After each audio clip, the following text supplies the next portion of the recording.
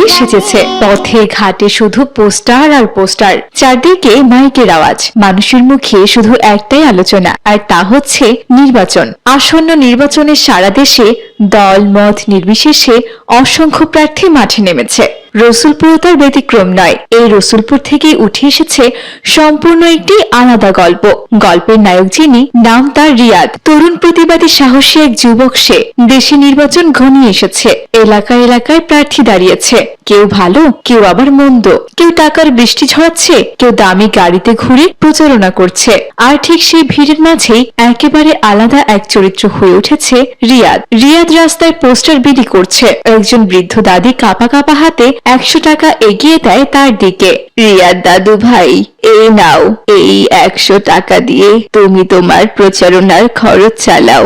আসলে আমার তেমন অবস্থা নাই দাদু ভাই, তাই তোমার জন্য এই সামান্য উপহার। কিন্তু তোমার উপর আমার অগাধ বিশ্বাস আছে, তুমি পারবে এই সমাজকে পরিবর্তন করতে ভাই। দাদি, আপনার এই 100 টাকা আমার কাছে লাখ টাকার চেয়েও দামি। আমি কথা দিচ্ছি দাদি, তোমার এই বিশ্বাসের দাম আমি রাখবই। শুধু তুমি আমার জন্য দোয়া করো দাদি। সম্মান দেওয়ার মালিক আল্লাহ। ভাই, তোমার জন্য অনেক দোয়া রইল। আমি আমার হৃদয় উজাড় করে দোয়া করব দাদু ভাই।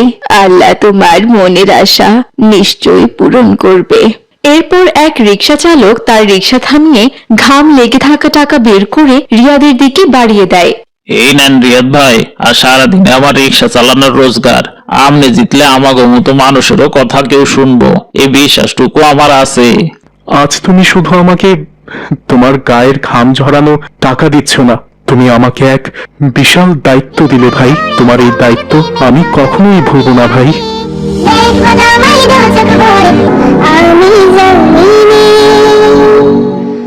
রিয়াদ ভাইয়া, এদিকে একটু আসেন তো।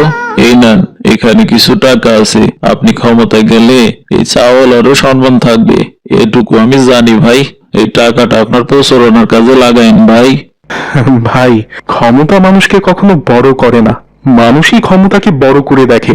ইনশাল্লাহ এই সমাজের চাওয়ালা, রিক্সাওয়ালা, মুচি মেথর, দিনমজুর, চাকুরিজীবী সব আমার কাছে সমান থাকবে ইনশাল্লাহ ভাই।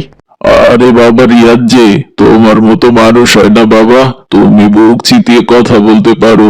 এ দেশে তোমার মতো মানুষ থাকা খুবই দরকার বাবা, যে অন্যায়কারীর চোখে চোখ রেখে কথা বলতে পারবে। হ্যাঁ চাচা, আমি বুক চিতিয়ে কথা বলতে পারি শুধুমাত্র আপনাদের জন্য, কারণ আমি জানি আমার পেছনে আপনারা আছেন। আমি অন্যের সাথে কখনোই আপোষ করব না চাচা, কখনোই না। তাতে যদি আমাকে দুনিয়া ছাড়তে হয়, আমি হাসতে হাসতে আমার রবের কাছে চলে যাব চাচা। আমার এতে বিন্দুমাত্র আফসোস থাকবে না। এভাবে রিয়াদ যেখানেই যাচ্ছে সেখানেই মানুষের ভালোবাসা পাচ্ছে। যেখানে অন্য প্রার্থীদের হাজার হাজার টাকা খরচ করে নির্বাচন করতে হচ্ছে, সেখানে রিয়াদকে উল্টো মানুষজন টাকা দিচ্ছে শুধুমাত্র তার নির্বাচনী প্রচার চালানোর জন্য। এটা শুধু রসুলপুরে না, সারা দেশ থেকে মানুষ বিকাশ, নগদ, রকেটের মাধ্যমে টাকা পাঠাচ্ছে শুধুমাত্র একটা আশা নিয়ে, রিয়াদকে সংসদে যেতে হবে, নির্যাতিত মানুষকে নিয়ে কথা বলতে হবে, সবার অধিকার নিয়ে কথা বলতে হবে, ঠিক সেই আশায়। কারণ রিয়াদ গণমানুষের কথা বলে, মানুষের অধিকার নিয়ে কথা বলে, কাউকে সে ভয় পায় না। সারা দেশে রিয়াদ সবার রোল মডেল হয়ে গেছে। রিয়াদের মতো প্রার্থী আর দ্বিতীয়টি নেই। এভাবে রাত দিন একাকার করে রিয়াদ ছুটে চলেছে মানুষের দ্বার গোড়ায়।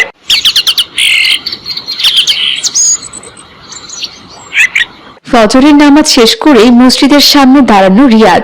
ভাই, আমি আপনাদের একটু সমর্থন চাই, শুধুমাত্র আমার ক্ষমতার জন্য না ভাই, আমাদের এই এলাকার সম্মানের জন্য ভাই, আমাদের দেশকে রক্ষা করার জন্য। অবশ্যই রিয়াদ, এবার তো আমাদের সমর্থন আমরা তোমাকেই দিয়ে দিয়েছি। শুধু আমি না, আমার পরিবারের সমর্থনও তুমি পাবে। এবার তুমি জিতবে রিয়াদ, ইনশাআল্লাহ। এভাবে সে দিনরাত একাকার করে তার নির্বাচনের প্রচারণা চালাচ্ছে। হঠাৎ সেদিক দিয়ে একজন অহংকারী দামি প্রার্থীর গাড়ি যাচ্ছে। রিয়াদকে এই অবস্থায় দেখে সে বলে ওঠে, হা হা হা, ওই বস্তির ছেলের ভোট চাওয়ার স্টাইল দেখেছো তোমরা? হেঁটে হেঁটে ভোট চাচ্ছে সে। ওকে কে ভোট দিবে? ওর মতো ফকুনি ছেলের তো এদেশে মেম্বার হওয়ার যোগ্যতাও নাই। ভিখারি কোথাকার। হা হা হা, হেঁটে হেঁটে যেতে চাই কিনা সংসদে। হি হি হা হা হা। দেখলেন রিয়াদ ভাই, দেখলেন ওরা দামি গাড়িতে করে ভোট চাচ্ছে আর আপনাকে কেমন টিটকিরি করে কথা বলছে।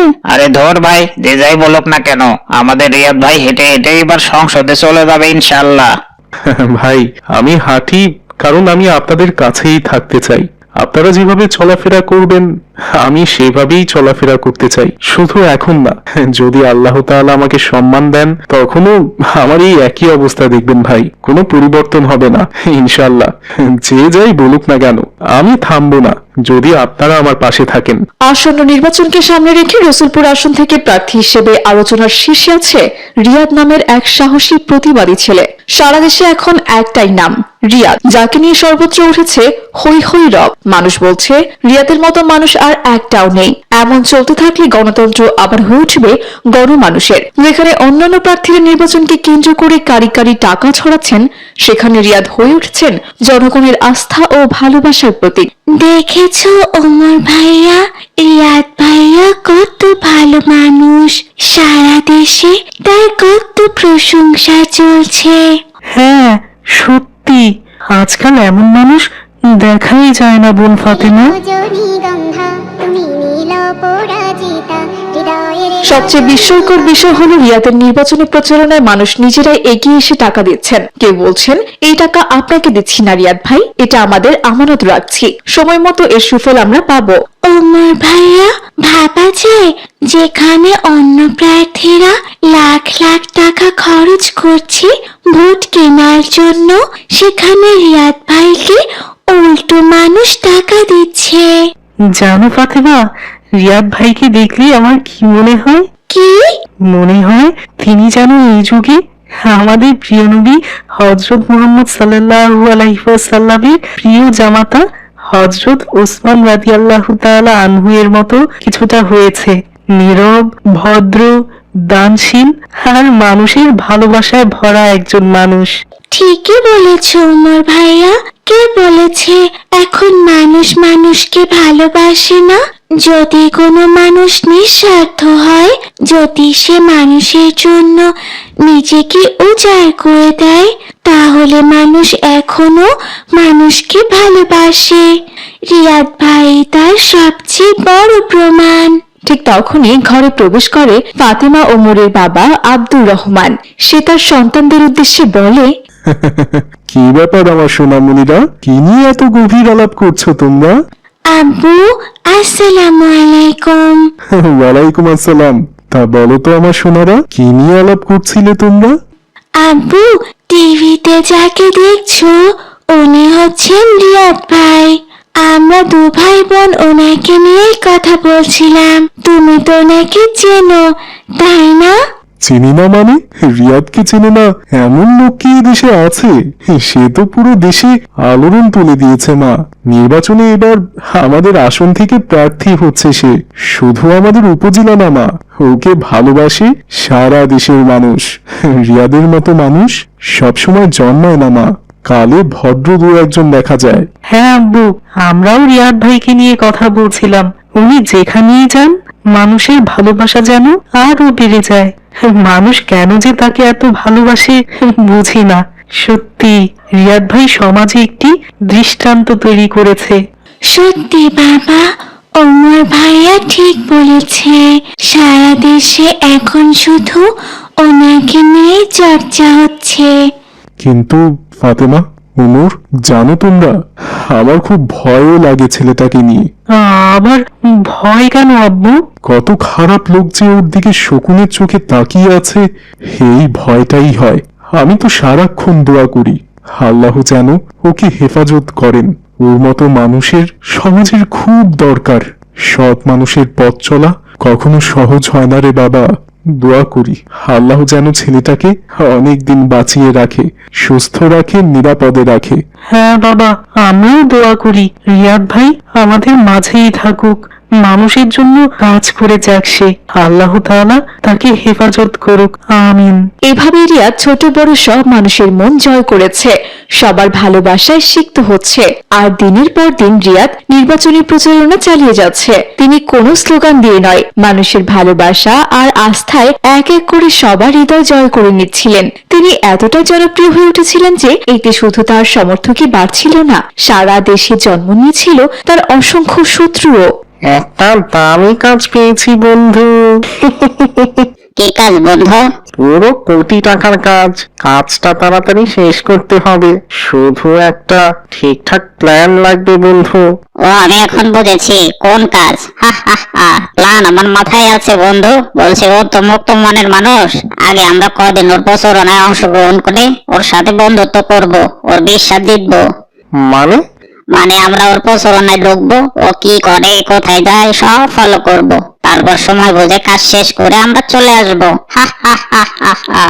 একদম ঠিক বলেছিস বন্ধু, আর দেরি নয়, চল প্ল্যান মাফিক কাজে লেগে পড়া যাক। যেমন ভাবনা ঠিক তেমনই কাজ। প্ল্যান মাফিক কাজে লেগে পড়লো তারা। ভালো ভালো কথা বলে ওরা ঢুকে পড়লো রিয়াদের প্রচারণার কাজে। ভালো ব্যবহার আর কথা দিয়ে বিশ্বাস জিতলো রিয়াদের। আর সময় বুঝে একদিন এক মুহূর্তে এক রহস্যজনক ঘটনা ঘটিয়ে তারা চলে গেল। হ্যাঁ, চল, আর এক সেকেন্ডও এখানে থাকা যাবে না, আমাদের কাজ শেষ। মানে কি বন্ধু, এত বড় একটা কাজ শেষ করলাম, একটু ফুর্তি করবো না? এখন যে এই দেশ আমাদের জন্য নিরাপদ না, চল আমাদের যে তাড়াতাড়ি যেতে হবে বন্ধু।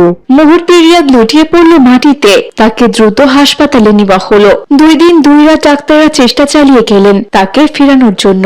শেষ পর্যন্ত তাকে বিদেশেই পাঠানো হলো। কয়েকদিন পর বিদেশ থেকে যে খবর এলো তা কেউ শোনার জন্য প্রস্তুত ছিল না। পুরো দেশের মানুষের প্রতিবাদী কণ্ঠস্বর রিয়াদ আর যে সে নেই।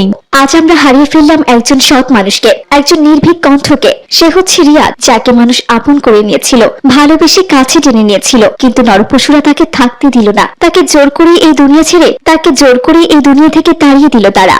দেখেছো অমর ভাইয়া, একজন ভালো মানুষও এই দুনিয়াতে টিকে থাকতে পারলো না। শেষ পর্যন্ত আব্বুর কথাই সত্যি হলো।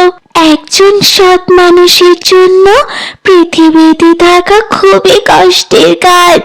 হ্যাঁ বোন, আজ মনে হচ্ছে সততার দাম এই দুনিয়াতে খুব কম পাওয়া যায়। এভাবেই এই দুনিয়া হারালো একজন বীর মানুষকে, যে স্বপ্ন দেখিয়েছিল অন্যায় অবিচার মুক্ত একটা সমাজ করার, একটা ইনসাফের দেশ করার। সে ভালো মানুষ থাকতে পারলো না আমাদের সাথে। লাখ লাখ মানুষের চোখের পানিতে বিদায় নিল আমাদের সবার প্রিয় রিয়াদ ভাইয়া। কিন্তু বন্ধুরা, আমাদের এখানে থেমে গেলে চলবে না। রিয়াদ ভাইয়া যে আমাদের কাজ আরো বাড়িয়ে দিয়ে গেছে। আমাদের প্রত্যেকেরই হতে হবে রিয়াদ ভাইয়ের মতো প্রতিবাদী। আমরা চেষ্টা করব প্রত্যেক ঘরে ঘরে রিয়াদের মতো সন্তান গড়ে তুলতে, যারা হবে অকুতভয়, অন্যায়ের বিরুদ্ধে মাথা উঁচু করে দাঁড়াবে। তবেই আমাদের রিয়াদ ভাইয়া শান্তি পাবে। তো বন্ধুরা, তোমরা সবাই মন থেকে রিয়াদ ভাইয়ের জন্য দোয়া করো, আল্লাহ যেন তাকে জান্নাতুল ফিরদৌস দান। জানাবেন কেমন হয়েছে। এরকম ইসলামিক ভিডিও পেতে চ্যানেলটি সাবস্ক্রাইব করে পাশে থাকুন। ধন্যবাদ।